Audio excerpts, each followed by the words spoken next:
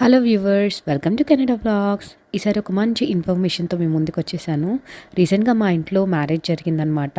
So దానికోసం మేము ఏంటంటే ఒక 15 డేస్ ముందు వెడ్డింగ్ కార్డ్ అనేది తిరుపతికి పోస్ట్ చేయటం మాకు ఆనవాయితీ అనమాట. సో తిరుపతి నుంచి మాకు బ్లెస్సింగ్స్ ఈ విధంగా వచ్చాయి. శ్రీవారి అక్షంతలు అండ్ పెళ్లి సంస్కృతి అని చెప్పేసి మన మ్యారేజ్కి ఉన్న ఇంపార్టెన్స్ గురించి ఒక బుక్ ఇచ్చారు చిన్నది. అండ్ కుంకుమ అండ్ పసుపు తాడు అనేది ఇచ్చారనమాట.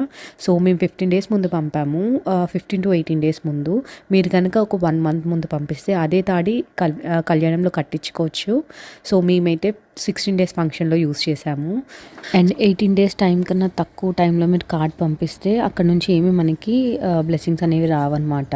దీనికి సంబంధించి కొరియర్ ఫీ అనేది తీసుకుంటారు, 350 అరౌండ్ ఉంటుంది. సో మీకు కనుక ఈ ఇన్ఫర్మేటివ్గా అనిపిస్తే please do subscribe to the channel. And ఛానల్లో మరెన్నో ఇన్ఫర్మేటివ్ వీడియోస్ మీకోసం వెయిట్ చేస్తూ ఉన్నాయి. ఒకసారి చెక్ చేసి చూడండి. And thanks for the watching. Please do subscribe.